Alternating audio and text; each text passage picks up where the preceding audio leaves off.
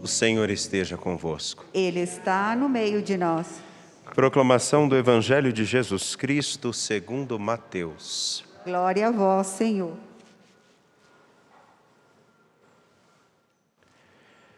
Naquele tempo, quando Jesus andava à beira do mar da Galileia, viu dois homens. Simão, chamado Pedro, e seu irmão André. Estavam lançando a rede ao mar, pois eram pescadores. Jesus disse a eles: Segui-me, e eu farei de vós pescadores de homens. Eles imediatamente deixaram as redes e o seguiram. Caminhando um pouco mais, Jesus viu outros dois irmãos, Tiago, filho de Zebedeu, e seu irmão João. Estavam na barca com seu pai Zebedeu, consertando as redes. Jesus os chamou. Eles imediatamente deixaram a barca e o pai, e o seguiram. Palavra da salvação. Glória a vós, Senhor. Vocês que aqui estão no Santuário Basílica Nossa Senhora da Piedade, no alto da magnífica arquitetura divina, que nos acompanham pela TV Horizonte, pela Rádio América, também pela nossa retransmissora Educar de Ponte Nova e região, pelo nosso canal no YouTube. Vocês que são membros da família dos devotos de Nossa Senhora da Piedade e nos ajudaram a chegar a 89% no dia de hoje. Continuamos com a nossa meta de, com esperança, atingirmos os 100%, para conseguirmos honrar com todos os nossos compromissos. Afinal de contas, não podemos nos esquecer também que nossos funcionários e todos os colaboradores também recebem o seu 13º. A você que não é membro da família dos devotos, o convite para vir e nos ajudar a chegar a muito mais pessoas, a cuidar dessa casa e a cuidar principalmente não só anunciar a palavra, mas fazer com que a palavra se torne gesto daquele que caminha pela história e nos chama a estar com Ele, a permanecermos com Ele. Afinal de contas, esse é o tom daquilo que nós temos no capítulo 4, versículos 18 a 22 de São Mateus. Jesus, no seu caminhar, olha para 4 homens, primeiro para Pedro e André, e diz: segui-me. Ele não o chamou para passear, ele falou: segui-me. O seguimento é muito mais do que simplesmente andar atrás de uma pessoa. O seguimento é fazer a experiência de deixar com que o jeito dele, a palavra dele, o horizonte dele seja o nosso. É um pouco daquilo que cantou o Padre Zezinho. O jeito dele, a palavra dele, o ser dele, deve ser também o meu. Por isso ele diz: segui-me. Tanto a Pedro quanto a André, tanto a Tiago como João. Estes 4 deixam tudo e vão seguir Jesus. Não vão atrás de Jesus. Eles seguem. Porque eles passam a observar o seu gesto, sua palavra, o seu silêncio, a sua oração. Passam a observar o modo com que lida com tudo ao seu redor e com todos. E eles têm um parâmetro. Ele não é só alguém que tem uma palavra importante, não é só um mestre. Ele é o Senhor da minha história, da sua, da nossa história.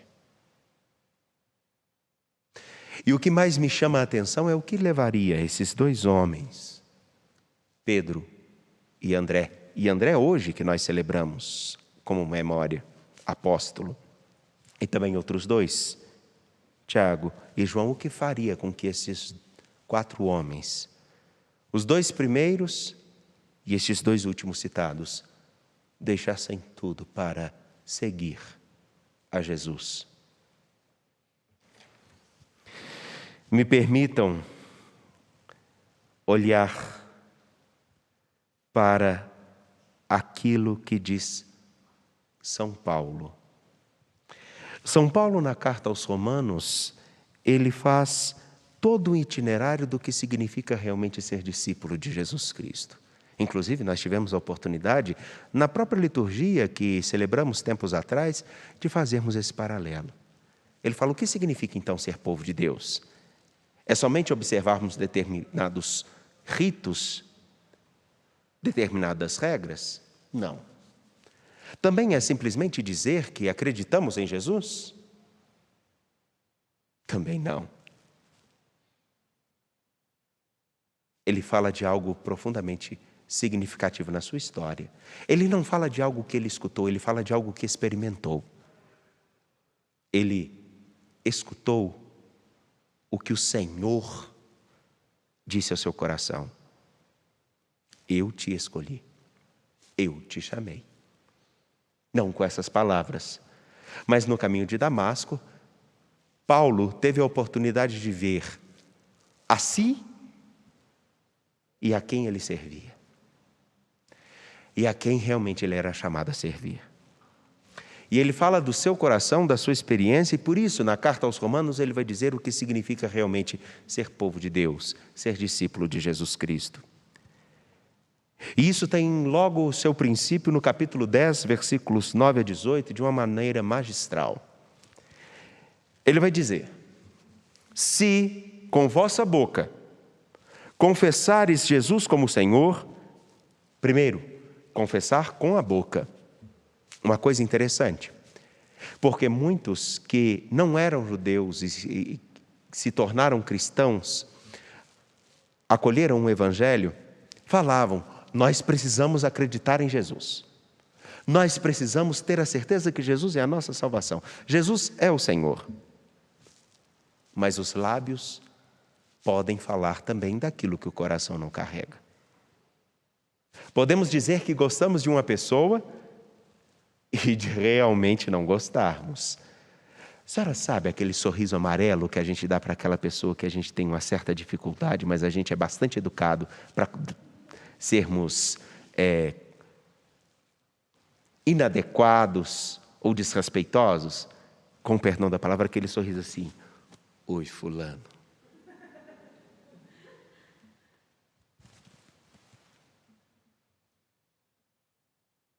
Mas não significa essa palavra: que bom você ter vindo. Não significa que isso esteja realmente enraizado no coração. Aí vem um ponto. Se confessares com vossa boca Jesus como Senhor e em vosso coração, no mais profundo do vosso ser, crerdes que Deus o ressuscitou dos mortos. Não só acreditar, dizer de Jesus, mas crer realmente naquilo que Jesus realizou. A morte não teve a palavra final, nem para ele. E a morte não tem a palavra final, nem para nós.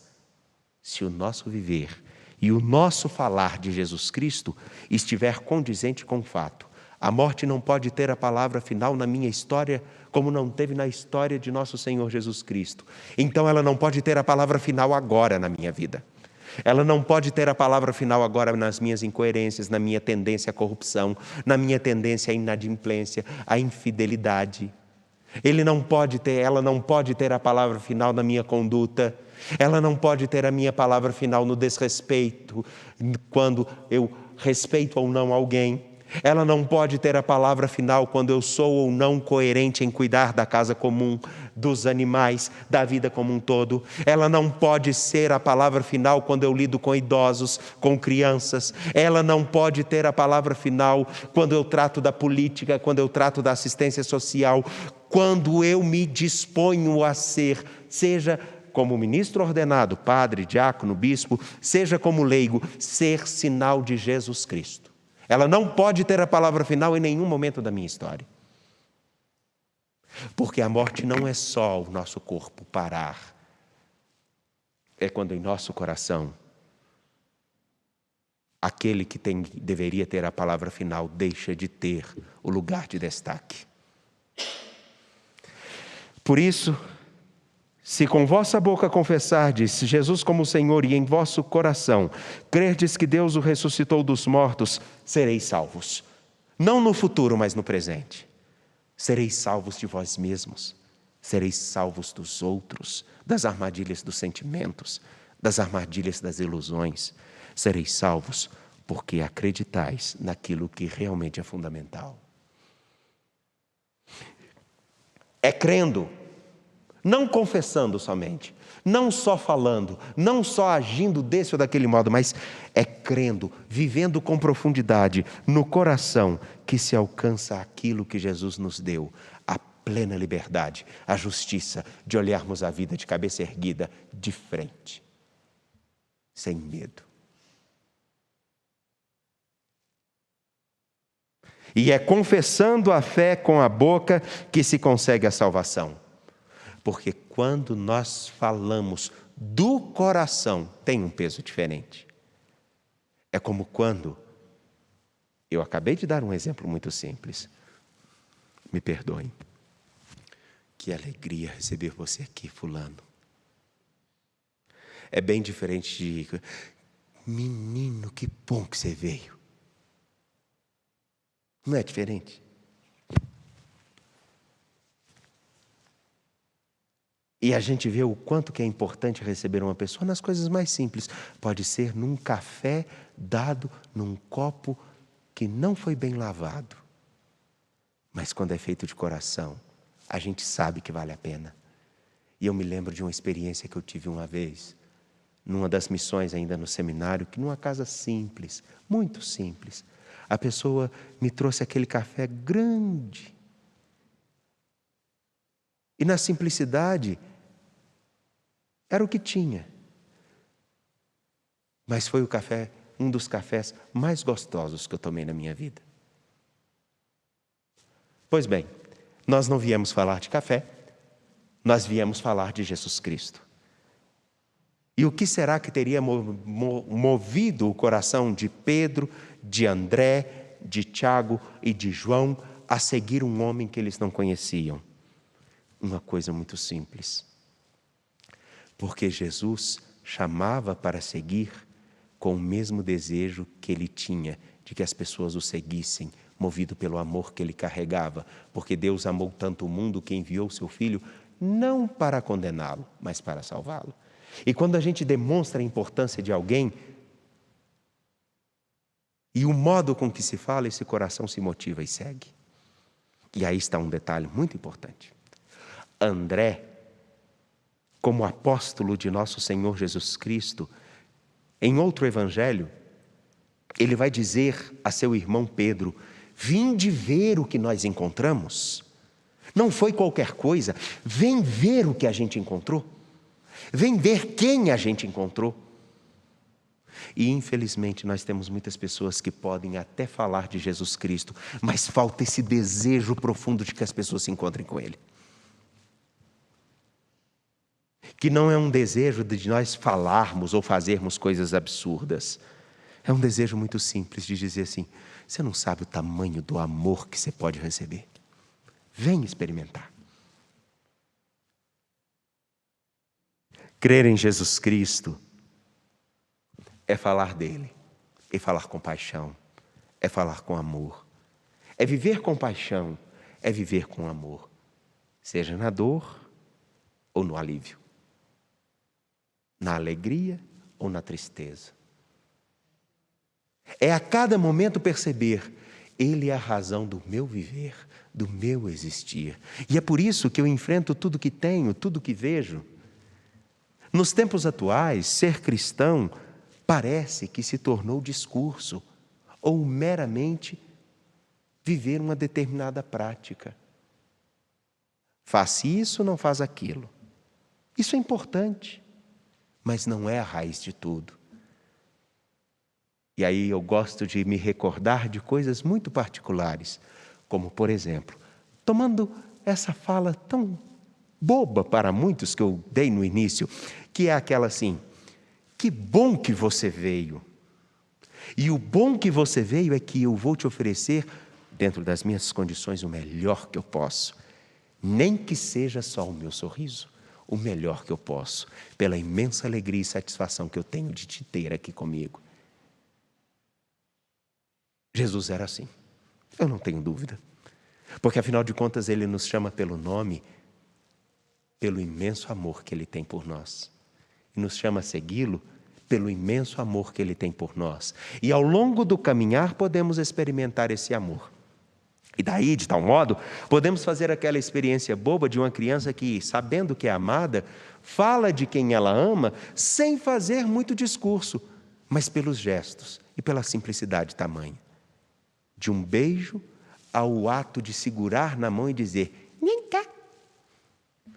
Quem nunca viu uma criança fazer isso?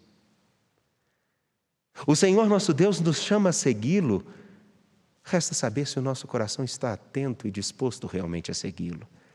E de tal modo que nós estejamos dispostos a aprender com Ele. E aí então percebemos, tem coisa que não cabe dentro desse coração mais, dessa minha vida mais. Tem coisa que eu não quero mais para mim porque eu mereço mais. E eu posso oferecer mais. Porque eu não confesso Jesus Cristo somente com os meus lábios, mas do fundo do meu coração eu sei o valor que Ele me deu e o valor que Ele me dá. Portanto, esse valor deve ser conhecido também pelos outros. Daí, uma coisa importante. Quem fala com amor e profundidade de Jesus Cristo, pode falar da maneira mais simples, mas convida as pessoas a segui-las, a segui-lo.